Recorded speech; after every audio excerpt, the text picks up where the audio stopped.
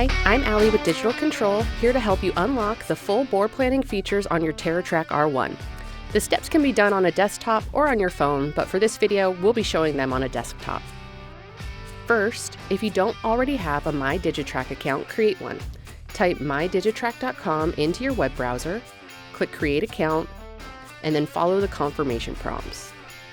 Next, you need to request a redemption code from DCI. To do so, click the link below this video and fill out the information in the form. Once completed, a member of the DCI customer service team will send you a redemption code via email.